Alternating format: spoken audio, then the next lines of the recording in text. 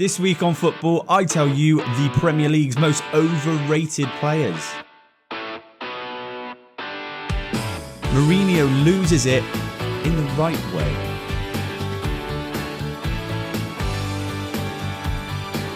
Mansfield score before they score.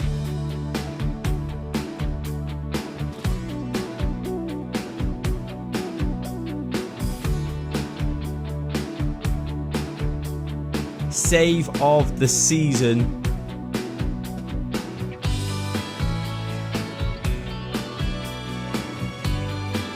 Luton mascot giving it large.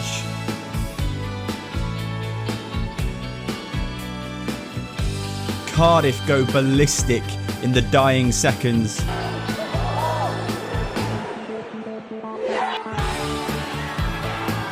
Marcelo manages to get subbed off before he's even subbed on.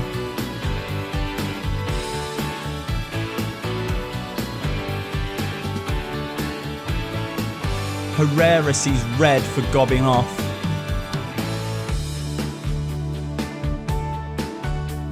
And Roy Keane gets done. 0-0 at half-time between Manchester United and Chelsea. Olivia Rodrigo is watching on from the stand, and we've got Cardi B in the studio as well. Wow. Roy, Frank, Wow. Jamie.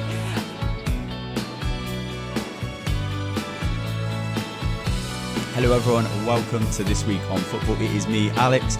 We are going to be doing a number of things this week, as usual, but a few different things.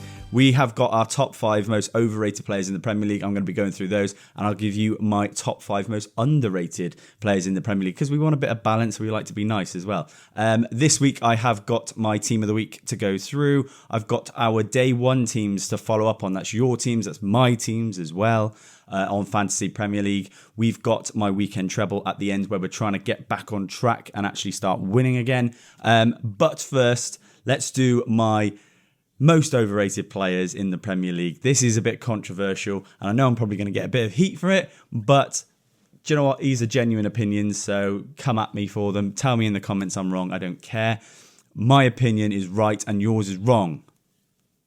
No, genuinely, it's subjective. And a lot of these players, actually, to be fair, are good players in their own right, but I'm absolutely done with all of them. Top 5 overrated players in the Premier League, and I know I'm going to get heat for this last one. Number 1, Alisson. The most overrated goalkeeper in Premier League history, in maybe the history of goalkeepers. I'm not saying that he's a bad goalkeeper, he's a top-level goalkeeper. But this is a guy who gets compared to Petr Cech, Peter Schmeichel, to some of the best goalkeepers, Edwin van der Sar, and he has one Premier League title. He has as many Premier League titles as Kasper Schmeichel, as many Premier League titles as Tim Flowers, and he gets considered and talked about like he is the best Premier League goalkeeper of all time. He's a mile off it, and when I say a mile, he's probably top 4 or 5, I would say. It's not that he's a bad goalkeeper, but as we have seen, he's injured this season, and Liverpool do not miss him one bit. Kelleher comes in, who's a decent goalkeeper. He's filling that spot really well, and Liverpool are top of the league. You know, if you've got someone that you're missing so badly, it becomes really obvious. Alisson, if he was all that, then he would be being missed and Liverpool would be struggling. They're not. They've got Kelleher, who's a very good goalkeeper, but they're doing absolutely fine. Number 2, I've got Christian Eriksen. This guy's attitude absolutely stinks. I'm sick of him at Manchester United as a Man United fan. He still kind of lives off the image of that 2016 Christian Eriksen, the one that was potentially becoming a world-class player. And then he seemed to do okay at Brentford because he's still got quality. And he seems to have come to Manchester United and just taken the paycheck. He does not care about Man United one bit. He doesn't care about the club, doesn't care about football enough to really push and go for it. And in his interviews after matches, when he loses, he gives it the most laid back approach, the most whatever kind of approach. He doesn't belong at a big club. He should be nowhere near. Yes, he started the season pretty well actually, but no, attitude wise, he's nowhere near what Man United need for a top club to kind of push for a Premier League title. You can't have someone who just couldn't really care less when he loses. And I know it sounds ridiculous, but watch his interviews. He's a joke. Miles off it, not quick enough, not switched on enough, lingers on the ball. The pace is too much for him in the Premier League. It's finished. Number 3, I've got Mykhailo Mudryk, possibly the biggest weight of 70 million quid I've ever seen. he excited when he was at Shakhtar. There was a lot of talk about him because of his pace. He was super quick, but as we know, pace does not make you a great footballer. You need a little bit. And every time I see Mudryk, all he does is cut in on his right foot and blaze it over the bar every chance he gets. I'm not saying he's awful, again, but this is a player who just is not worth 70 million quid. And I actually don't even know if Chelsea should keep him beyond this year. I think, is he even a Premier League player? I don't think he is. And he's at Chelsea, and Chelsea want to be winning things, so miles off it. Number 4, I've gone with Darwin Núñez. Liverpool fans overrate this guy so much. It's a joke. They think he was the second coming. Honestly, when he signed for Liverpool, people were talking about, how good could he be? He could be the best striker in the world. He is a mile off that, and he's not even close. And they are still trying to champion him like he's the next big thing. Yes, he cost 85 million quid or 75 million quid or 80 million quid. I don't know what it was. But that doesn't mean he's a good player. Liverpool fans, rightly so, get behind their players when they do sign them. But even they are turning on him. He is not good enough. He's not good enough to be at Liverpool, I don't think. I think he can play in Europe. But Liverpool's a different breed. They need a striker who can come in, be consistent. And if he's not going to score the goals, he needs to add something more. And causing chaos and havoc just doesn't cut it. And then finally, this is the one that probably hurts me the most. Alejandro Garnacho. As a Man United fan, I absolutely loved him coming through. I want an academy product, obviously, to come through. Someone who's worked at the 18s, 21s, and comes through to the first team and succeeds. He is still very young. He's 20 years old, but this is the year that he needs to kick on to become a world-class player. It's where world-class players take that turn. Bukayo Saka, Vinicius Jr., Erling Haaland, to name a few. Even players younger than him, Wayne Rooney at the time, at 18, 19, was starting to kick on. Players going back, even Rashford was doing the same as he was entering that sort of 21-year-old period. He's at that period and he seems to be regressing. He's so frustrating to watch, and it's not his fault. He's been coached so poorly. He's gone from a world-class potential talent to someone who might not even cut it in the Premier League. United fans, you'll know exactly what I'm talking about. He's wasteful, and the problem is it's his first touch, his second touch, his third touch. He takes too many touches. It drives me nuts. He can't finish, he can't shoot, and he's not being coached how to do it properly. He's off balance every time he dribbles past the player and then tries to cut back, and he's always working overtime to make up for his last touch or his lack of balance. The amount of times Alejandro Garnacho misses a big opportunity when Man United need him the most, I think it's 6 in the Premier League alone. He's missed big chances this season, which is right up there. This isn't good enough. And I know he's 20 and he needs time, but maybe pull him out and play someone else. There are players out there that are succeeding at 17, 18, 19 and 20. Garnacho needs right now to step on the gas because it's not good enough and Man United need better. So is he overrated? I think he is at the moment, but I think he can get back on track because I want him to. I couldn't think of anything better than Garnacho coming out, proving us all wrong and saying, I can score on the world stage. I can score these world-class goals all the time. 7 goals last season is a good return for a teenager. He's 20 and about to turn 21 next year then. Does he need to do more? I think so. I think it's time. My underrated players, my top 5 underrated players in the Premier League. And this is something that I think maybe opens the conversation. We've done a lot of top clubs there because obviously you go to a top club, you're going to be overrated because you're already at a top club and you've got to prove yourself. These players are a little bit lower down the league and I think opens the conversation to a few more players and players that I absolutely love watching. Top 5 underrated players in the Premier League. I'll save my favourite for last. Number 1, Dwight McNeil. I actually think Dwight McNeil is a very underrated player, partly because of the clubs that he's played at, Burnley and Everton, not the most exciting teams, but he's actually statistically the most creative player in the Premier League. He would be top for expected assists as well, without James Maddison, I believe, which says a lot about the players that play around him, the strikers, the ones that are supposed to be finishing the chances that he's created. He's got a wand of a left foot. He can score from distance. I think he's got 3 goals already this season, 3 assists so early on. So great returns for a player in a team that is struggling. Maybe a bigger club comes in for him with players around him with real quality, and then you can show what you can do. Because being the most creative player in the Premier League, when you look at the standard of players around him, he should be at a top club, in theory, based off those numbers. So, yeah, Dwight McNeil, I think 24, 25, I think. So still young, still got plenty ahead of him. Second player, Pap Matar. Just 2 starts for Tottenham so far this season. Obviously, it's actually his 3rd season at Tottenham, which I was quite surprised by because I always feel like he's just come in. But played a full season under Ange last season. Ange does like him, but I think he's really toyed with that midfield and tried to find the kind of most consistent 2 in that midfield, or 3. I think he's kind of nailing it with Dejan Kulusevski.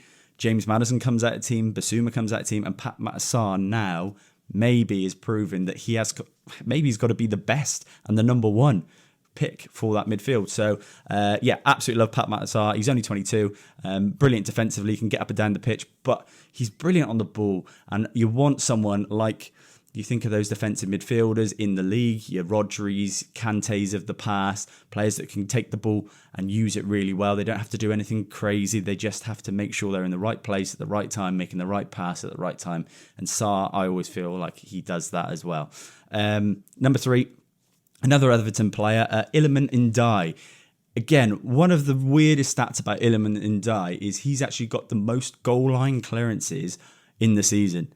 And this is a forward-thinking player. He's brilliant defensively, works really, really hard, but his quality on the ball shows. With the ball at his feet, he's a very intelligent player, can move it really well, but can take the ball past players like they're not even there. He's a player that obviously came Sheffield United, then got a move away, played in France, and then he's come back to the Premier League with Everton. I do think there is a future for Ndiaye in the Premier League. Still young, but he has got kind of an ability to not just be like really good on the ball, really good kind of in his position, but he's aggressive defensively and make sure he's always in the right position. He must be a manager's dream as well because, you have that quality in tight spaces, can get you out of positions where it's awkward. He's really good at doing that, and he's got quality when he gets on the end of things as well.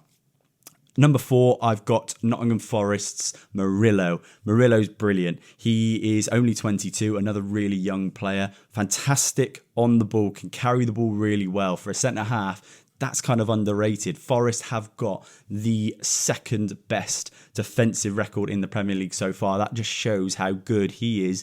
And to be honest, I could have put Nikola Milenkovic with him because both of them are phenomenal players. Forest, with those 2 at the back, they're going to go really far. I'm not going to say they're going to win the league or get Champions League football, but to finish top 10 with the side they've got, with the budget they've got, with the players they've got and the manager, I do think that's really, really impressive. They're 3rd at the moment, 2nd best defensive record in the league, like I said. But yeah, you've got someone who's really aggressive, will really cover ground very well. When Forest are away from home, they sit deep, but when they're at home, they're really aggressive on the ball and getting forward. He does both really well. I think he actually puts his best performances in when Forest are away from home, and they've showed that against Liverpool. They've had good results against top sides this season. Number 5, and my last one of my favourite ones, Jurgen Strand Larsen, came in from Celta Vigo last season after scoring 13 goals in the league, which is, that's no joke. La Liga is a very tough league to score goals in, especially for Celta Vigo, a team that's not necessarily in the top 4 or 5 or even 6 or 7. He's a player that is full of potential, 24 years old. Wolves have got a lovely team that they're building. I've always said this, Wolves are way below where they should be. For a team that is so low in the league to be scoring, he's got 4 in 10 already in his debut season in the Premier League. He's got a little bit about him. It's positionally that I like him. You saw very recently his goals, the finish, he's composed, but he's always in the right position. I think he can score plenty of goals for Wolves.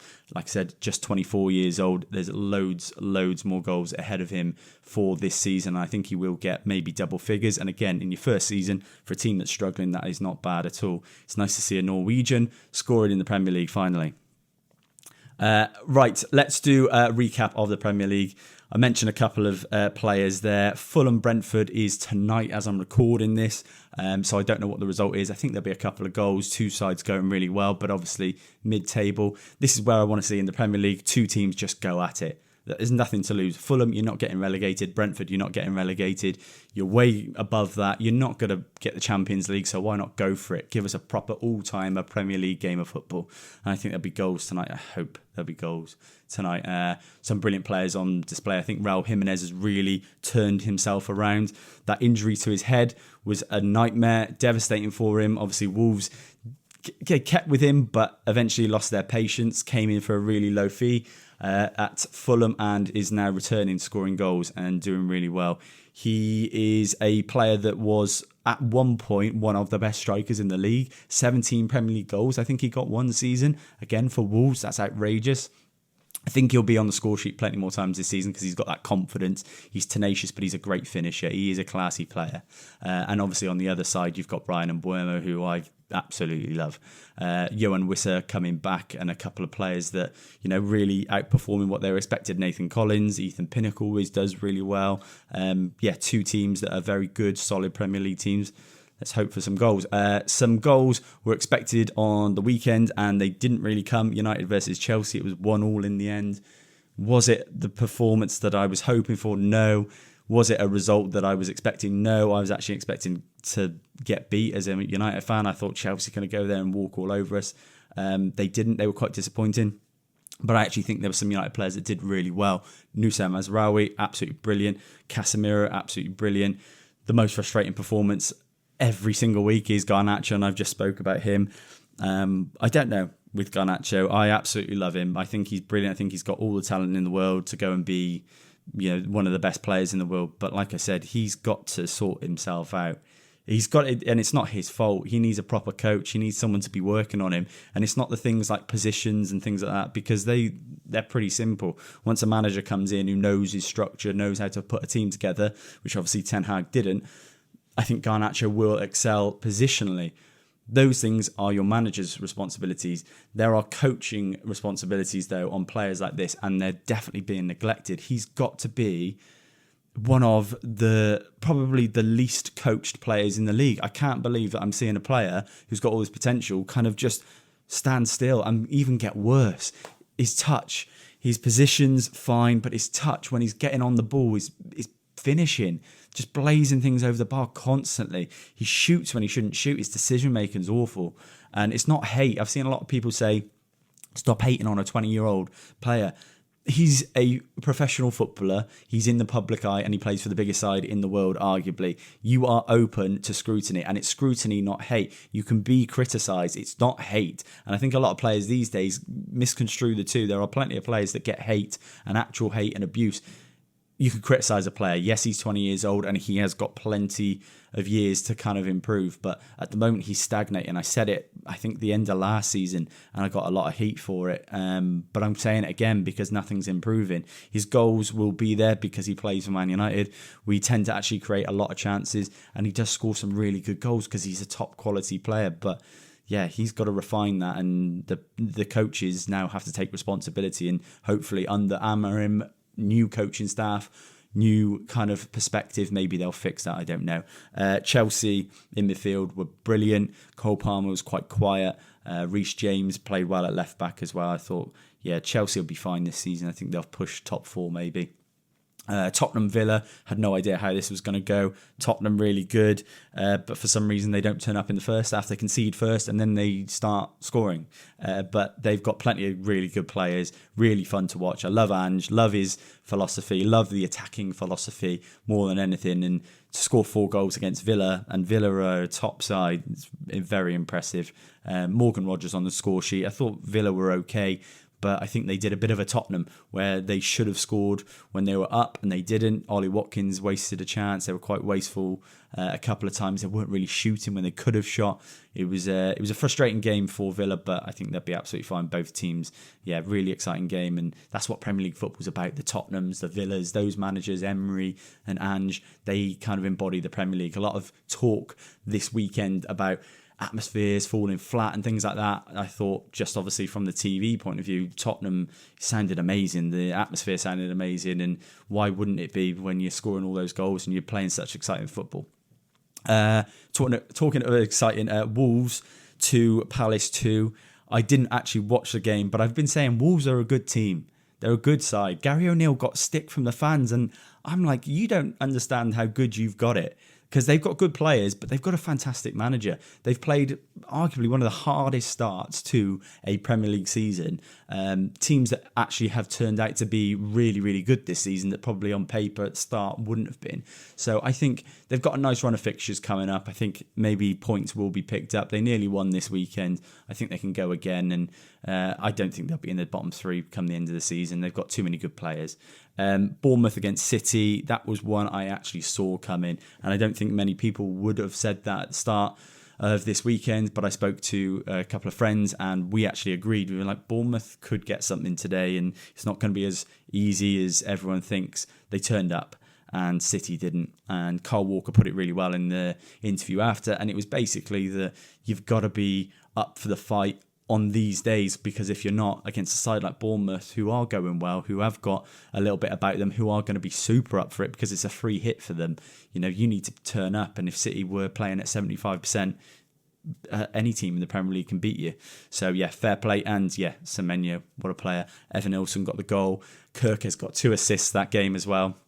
A lot of talk about Kirkes getting a move maybe in January, and probably one that he deserves. So yeah, well done to Bournemouth. Ipswich nearly got the win, so close for Kieran McKenna, but obviously Ayew popped up last minute. I think he's done that twice already this season. Maybe Southampton he did it.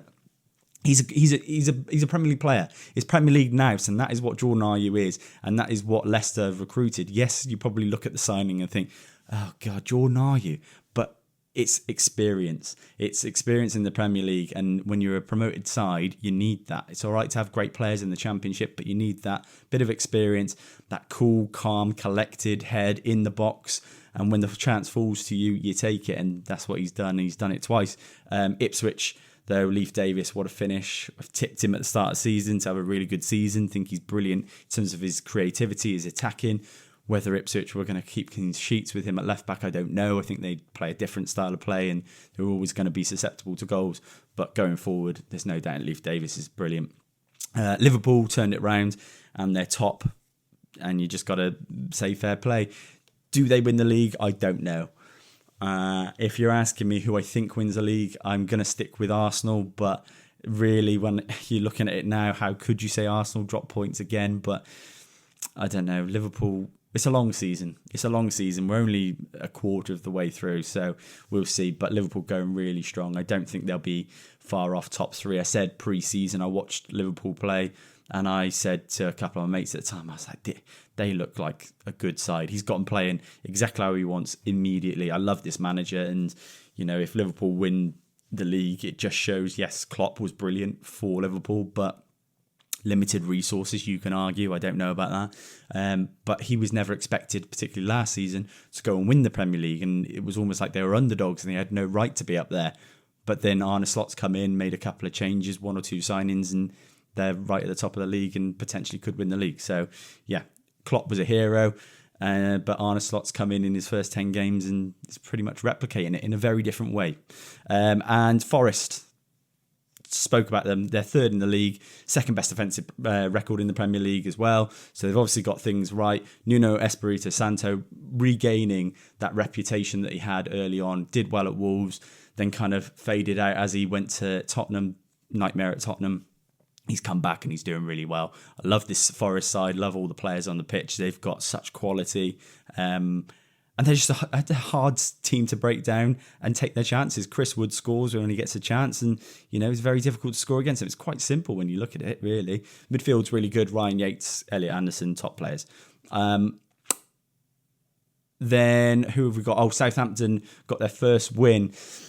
Massive for Russell Martin. I like Russell Martin, like his philosophies. Love that he has an idea and a picture and he sticks to it, and he's ruthlessly, committed to that. His game is possession. He wants to dominate the ball, and he thinks that you win every game when you dominate the ball. Fair play, that can happen if you've got the right players and the quality in the side. I think Everton, off the back of a good run of games where they were picking up points, is still dangerous when you look at the kind of bottom 3, and Everton is still really close. A couple of games don't go your way, and all of a sudden you're back in that bottom 3.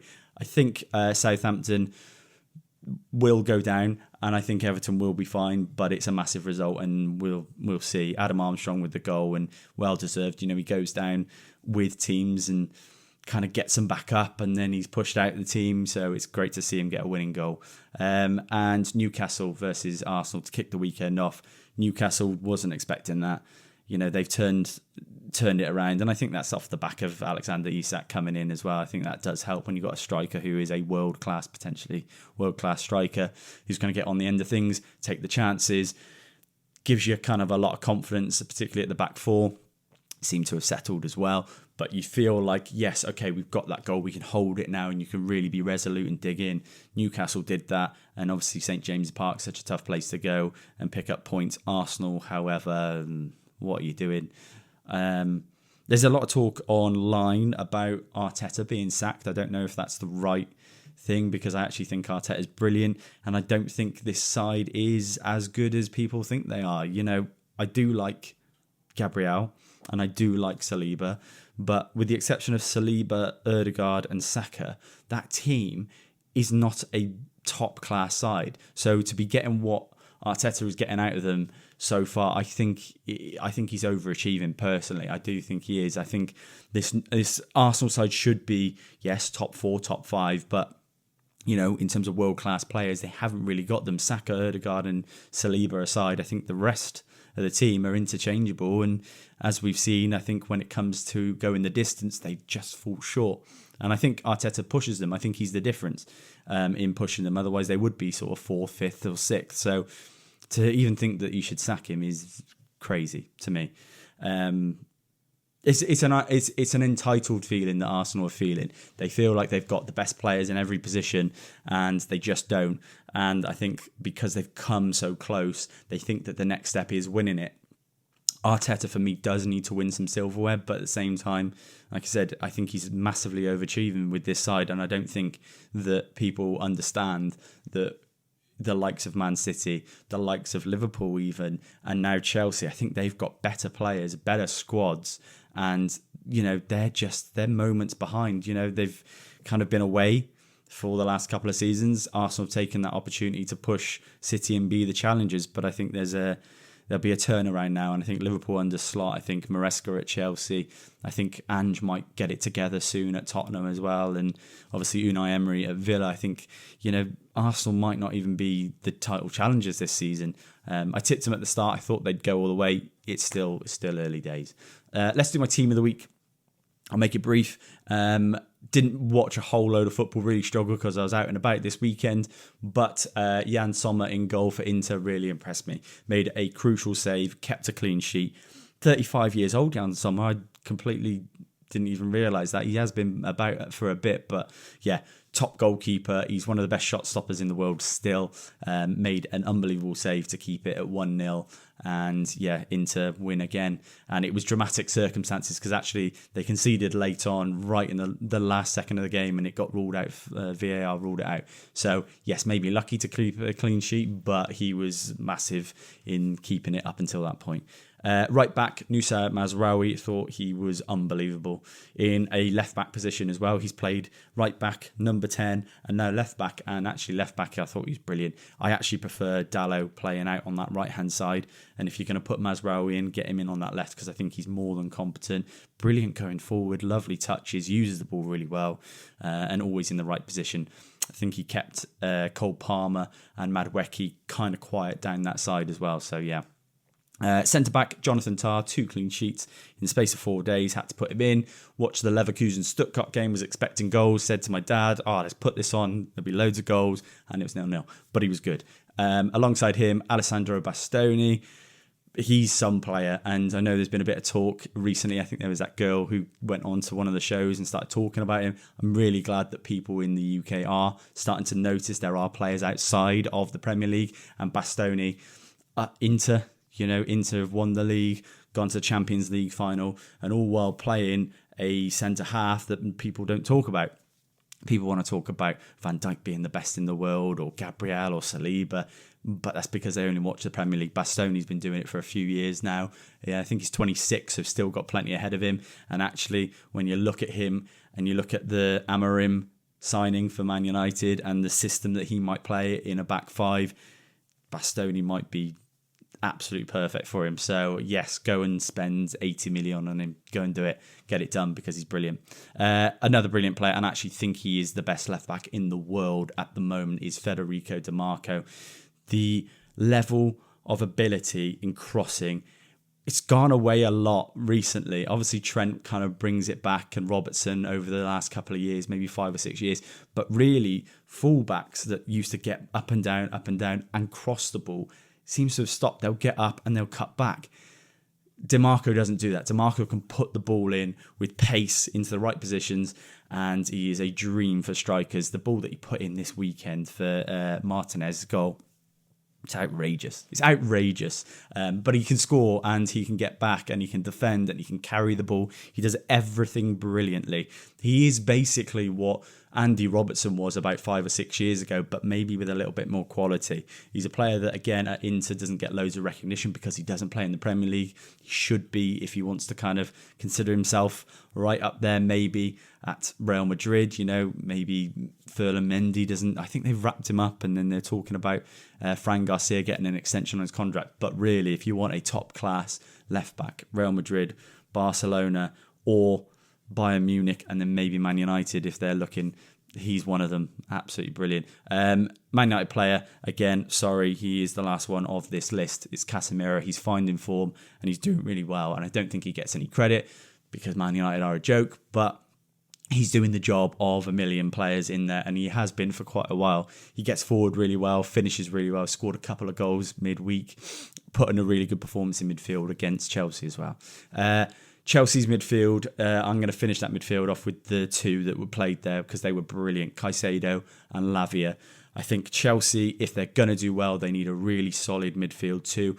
Enzo Fernandez doesn't seem like it's going to be it for him, and it does seem like Caicedo and Lavia complement each other really well. What I love about Caicedo, does the dirty work, but he's got quality. That finish against Man United was outrageous, first time on the volley.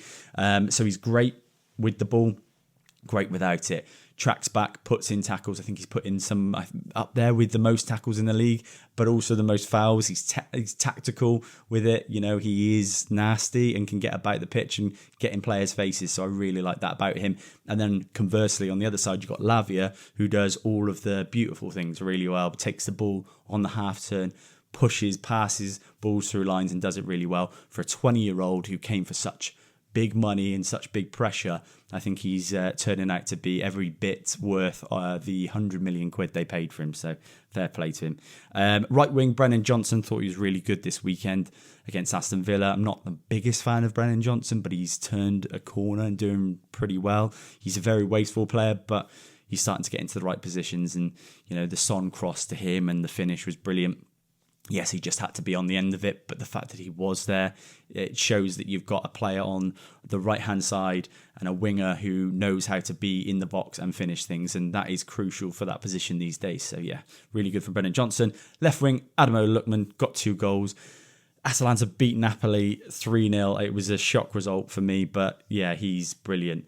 And I think he got a lot of stick recently, obviously being nominated for the Ballon d'Or or being on the shortlist. I don't think people actually watch football. They just see the name. They know Adamola Lookman obviously played at Fulham and Everton. Didn't really do much there. But at Atalanta, he's come into his own and he's a really top player. He showed it in the Europa League final last season.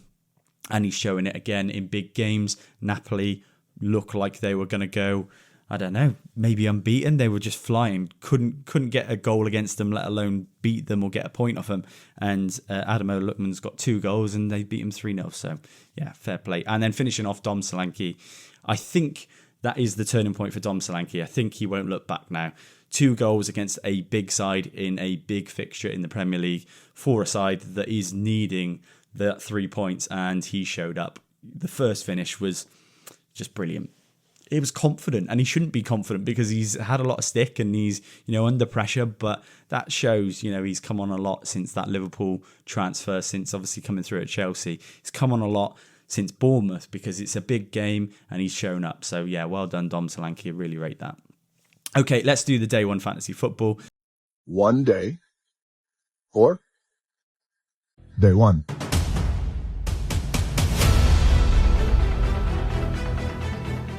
let's have a look at our teams. I think I had a better game week this week. I got 42 points so far, 493 points. Look, I'm way off the pace. I'm still mid-table, maybe lower half. We actually started this league at about 100 plus players. Thank you for entering, but you helped me narrow it down now to 19 of us, I think 20 of us, something like that, 19, 20, because everyone was breaking the rules. Well done to the 18, 19 or 20 people that haven't broken any rules. You're still sticking in there. At the bottom, Big Elliot Van Plu. We'll be talking about his team probably quite a lot because I don't see him getting off bottom spot. At the top is Liam Edgar. It's going to be a tough fight at the top. Liam's team, Joe's team, Vince's team, and Tom's team going really well. Dale's team, I said, was always going to go well. Out of the blue, Reese's team, Reese Watkins, is up to 522 points. There's 80 or so points between the top six. And as we know, in Fantasy Premier League, that can flip on its head in the space of 2 weeks. So plenty to play for. Liam's team going really well.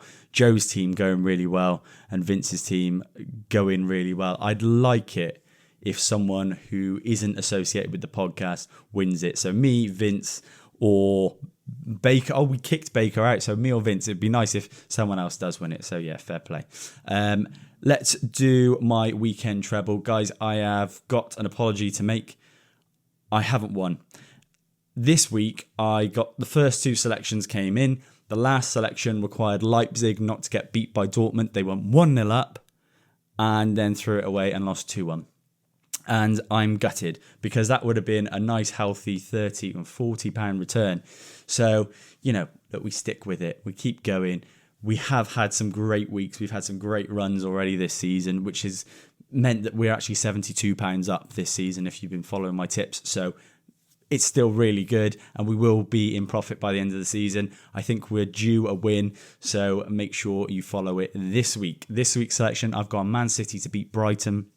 I've gone for Port Vale or draw against Gillingham, and I've gone for Birmingham over 1.5 goals against Northampton. £10 on gets you £30 and 91 pence back, gets us back on the winning trail, and gets you happy with me again.